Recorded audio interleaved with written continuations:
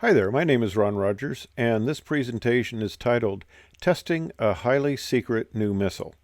Now, this test program took place when I was out at Edwards in the late 70s. And the program was to test a new missile that was being carried on an F-16. And this program was basically, the initial part was a captive carry, and we had a number of test points.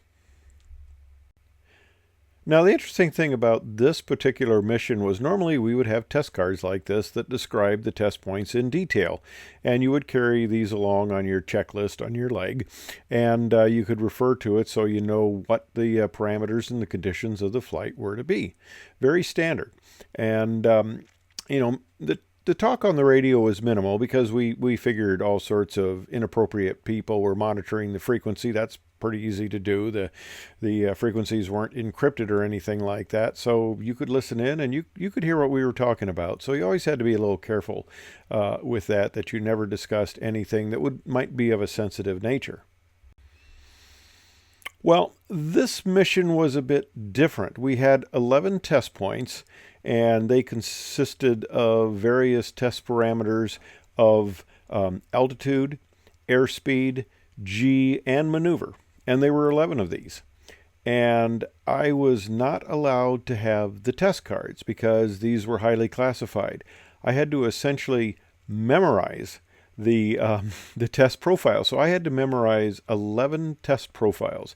And the test pilot who was conducting this maneuver, I was in the chase aircraft, T-38. The individual who was conducting this test came over to my office and briefed me on all the test points and the test program. Now, this was kind of interesting in the fact that we were using an F-106 drone, and it was going to take off from China Lake, and my job was to take off and go up to China Lake and do what's known as an airborne pickup on the F-106 when it took off. So it takes off under guidance from the ground, and I come up on it and I chase it, and then we go up to the test area and the F-16 comes up to me. Now, the deal is we go through these various profiles, and the missile is tracking the target aircraft in a number of profiles to see how well the seeker head can track it. This was a new test program on a new missile that, like a lot of things, if you are not imminently and directly involved, you get to know as much as you need to know. So that's about all I knew about this program. But it was a new missile that was being evaluated. And the end product, unfortunately, was not very good for the 106. They used the 106. Now, normally I was functioned as a target as a T-38, as a radar target and a missile target.